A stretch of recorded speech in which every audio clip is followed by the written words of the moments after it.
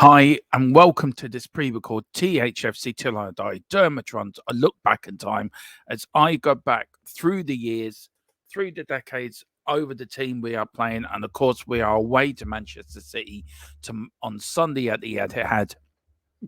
A game you can see here on THFC as I bring in the very latest from the game itself. Look, we're going to go back through the history. We've got a rich history against Manchester City over the years. We've played them in an FA Cup final, of course, in 1981, the Champions League quarter final, of course, when we reached the final, I think back in 2019. We've lost to them in that amazing game. We were beating Man City and still lost 4-3 when Kevin Keegan was in charge in an FA Cup sixth round tie, I think. So a load of history between both sides. But let's go back through it. Let's do it. And let's have a look at the complete record. And here we are. We've played in the Premier League alone. We have played Manchester City 52 times. We've won 28, drawn 17, lost 17. We scored 74 and we've conceded 74. So really quite open games between us. Now in the old First Division, we played them 92 times, but we only won 28 out of the 92 times we played them. We didn't have a very good record against them in the old First Division. Of course, in the old Second Division, we've never beaten them at all. Then you look at the course of the FA Cup, we played them 14 times, we won 6. One of them, of course, the Glory Night back in 1981, which I'll go over in a minute. Football League Cup, we've only lost 1 out of the last 4 of them, so we've won 3 against them. Of course, in the UEFA Champions League, we've beaten them and we lost to them. But of course, we went through in the way it goes. So competitively, we've played them 168 times, 66 wins, 38 draws, 66 defeats, 231 goals scored, and 253 conceded. Friendlies were unbeaten in them, played 1-1-1. Total games, look, rarely then. But Tottenham have a record against Manchester City. We have a win rate of 50.3% win rate against them for some reason. But we do. Don't ask me how. And then we've got this game on Sunday.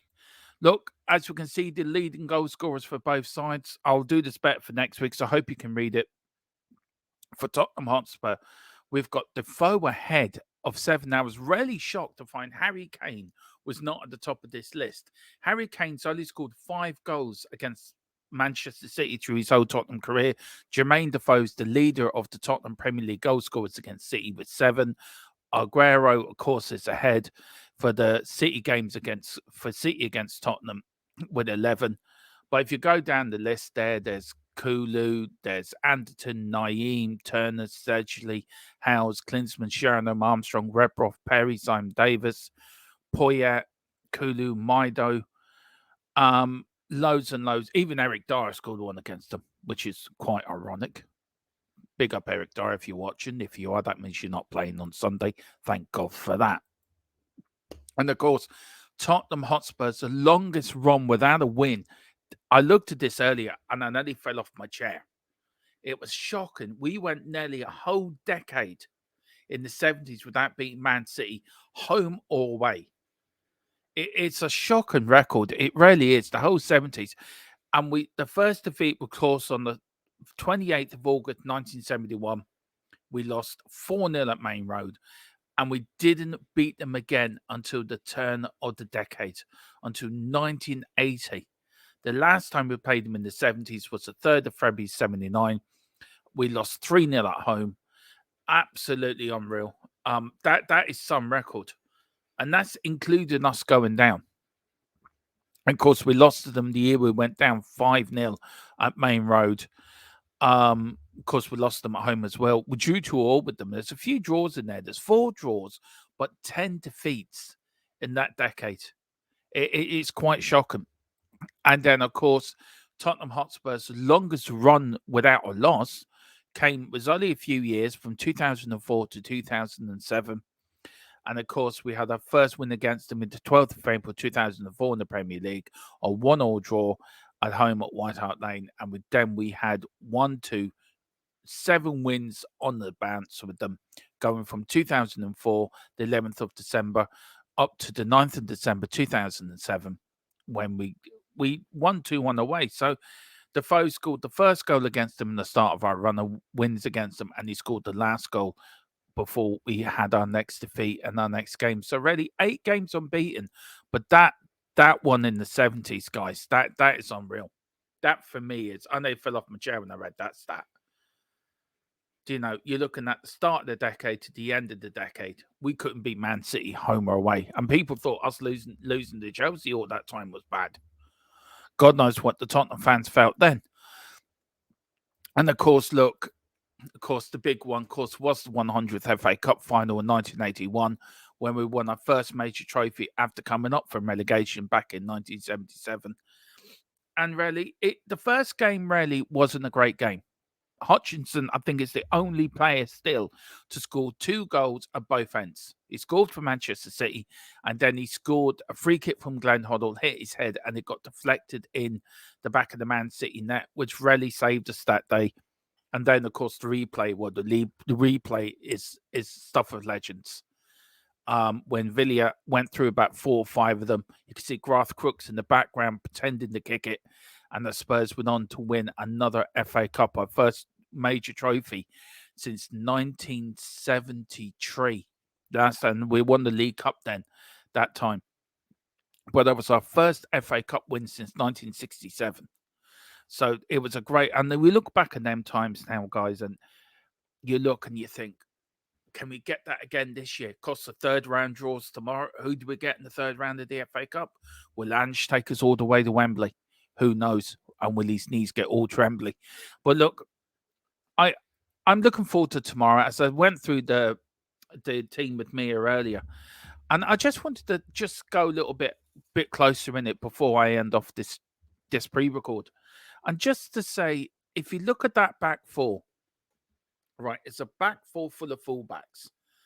But I want to spend a special thank you or special thing to Emerson, who absolutely played brilliantly at centre back.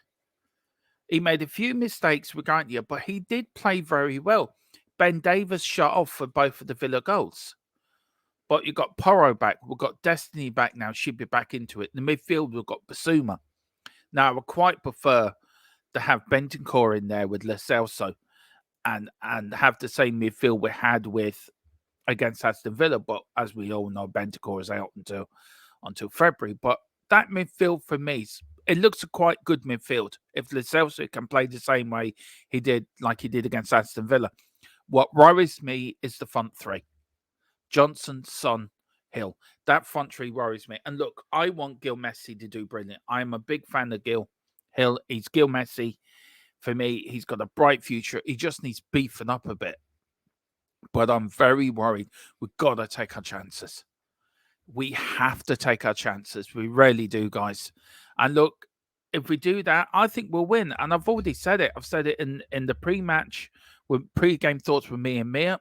I said it on Dave's as well, on my video to him with my pre-match thoughts to Dave as well. I'll say tomorrow on the pre-match show as well. I liken this to Rocky 4, where Tottenham's Rocky Balboa, Manchester City are Ivan Drago, and they are beatable. Every time I say that, people say to me, no, it's Manchester City. Manchester City are beatable. They're not a machine, they're a team. And they can have an off day. They could have a day where they don't play well and it doesn't connect. And yeah, they've got Haaland and we're missing 11 players through injuries and suspensions. And they're missing only 3 players. But we have this result against Pep that we're their bogey side. And why can't we not go up there to the Etihad and get a result? I think we can. So listen, please, everyone, tune in tomorrow for the watch along. Please hit the like button and the subscription button as well on here. It really does help. And pick up your memberships as well. It does help the channel grow. And a massive, massive thank you to all our members, to everyone who's helped throughout the year. We've really had a bumpy year on the channel. We sort of doubled our viewership from this time last year to here. And look, it means a lot to me and Philip as we strive to make this channel better, as we strive to introduce better graphics for you, make it a better view and content for you, make it a better place where you can come and enjoy yourself. And look, if you can, all we ask for you is hit the like button, share it, hit the subscription button on our march to 2K.